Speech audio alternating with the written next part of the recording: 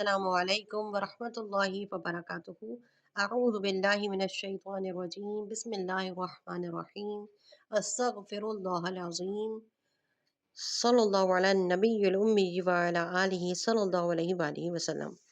सूरह बकरा रुकू नंबर 33, जो कि दूसरे पारे का लास्ट रुकू है अल्हम्दुलिल्लाह, और आयत 249 से 253 तक है। रुकू की इब्तिदा हो रही है फलम्मा फसला तालूत बिल जुनूदी क़ाला इन्नल्लाह। और इस रुकू में जो टॉपिक डिस्कस हो रहे हैं वो है सब्र और साबित कदमी पर अल्लाह की मदद, जिहाद का मकसद और तारीख़ी वाक़यात के ज़िक्र करने के मामले में रिसालत और नबूवत के दलाइल का ज़िक्र है कि आप सल्लल्लाहु अलैहि वसल्लम हक़ नबी हैं, सच्चे नबी हैं।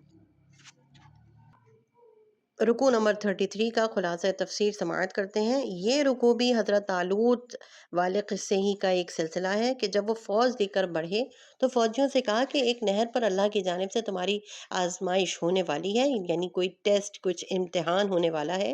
वो ये कि नहर का पानी नहीं पीना है सिवाय एक दो घूंट के। जो पानी पी लेगा उसका रिश्ता अल्लाह से कट जाएगा, और जो मुतलकन नहीं चखेगा वो अल्लाह का फरमाबरदार है, सिवाय एक दो घूंट के। लेकिन थोड़े से लोगों के अलावा सब ने ही पानी पी लिया। फिर हज़रत तालूत और उनके ईमानदार साथी आगे बढ़े तो कुछ लोग कहने लगे कि आज हम जालूत और उसकी फ़ौज से मुकाबले की ताकत नहीं पाते। इस पर इन लोगों ने, जो आखिरत पर यकीन रखते थे, कहा कि बस औक़ात ये हुआ है कि अल्लाह की मदद से छोटी जमात बड़ी जमात पर गालिब आ गई है। शर्त तो सिर्फ सब्र और साबित कदमी है।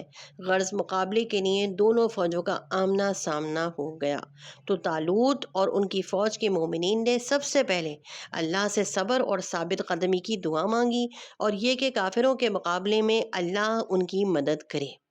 जंग शुरू हुई और यही मुख्तसर सी जमात अल्लाह की मदद से जालूत और उसकी ताकतवर फ़ौज पर गालिब रही। इसी तरह अगर मुसलमान साबिर हो, साबित कदम हो और मुत्तहिद रहें और अल्लाह की तरफ रुजू करते रहें और अल्लाह ही पर भरोसा रखा उन्होंने, तो दुश्मनों पर वो गालिब ही आते रहेंगे।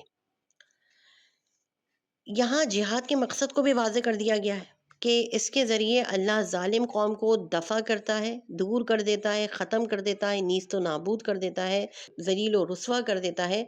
और अगर ये ना हो तो ज़मीन फ़साद से भर जाए। लेकिन अल्लाह ताला जिहाद के ज़रिए कायनात पर फ़ज़ल फ़रमाता है। फिर फरमाया कि पैगंबर सल्लल्लाहु अलैहि वसल्लम की ज़बान मुबारक से उस तारीख़ी दास्तान का जो बयान है, इस बात की दलील है, एविडेंसेस क्लियर हो गए हैं कि ये अल्लाह के सच्चे रसूल हैं, हक़ रसूल हैं। इनकी इताअत सब पर फ़र्ज़ है, लाजिम है। और आप सल्लल्लाहु अलैहि वसल्लम का राब्ता उस ज़ात से है जिसकी नज़र से कोई तारीख़ की कोई सी भी कड़ी ओझल नहीं है। और इससे मालूम हुआ कि आप सल्लल्लाहु अलैहि वसल्लम वाकई सच्चे रसूल हैं, हक़ रसूल हैं। अल्लाह का पैगाम लेकर हमारे पास तशरीफ़ लेकर आए हैं, हमें हिदायत के रास्ते पर चलाने आए हैं, और हमारी खैर ख्वाही के लिए, हमारी अच्छाई के लिए, हमारी भलाई के लिए हमें हक़ के रास्ते पर बुलाते हैं। इंशाअल्लाह नेक्स्ट हमारा जो टॉपिक स्टार्ट होगा वो तीसरे पारे तिलकर रसुल का होगा। अल्लाह तबारक व तआला से दुआ है कि हमारे इन दो पारों के जो खुलासा तफसीर मुकम्मल हुआ है इसे अपनी बारगाह में कबूल फरमाएँ, और रास्ते में आने वाली शैतानी रुकावटों को दूर फरमाएँ। आइए दुआ के लिए हाथ उठाते हैं।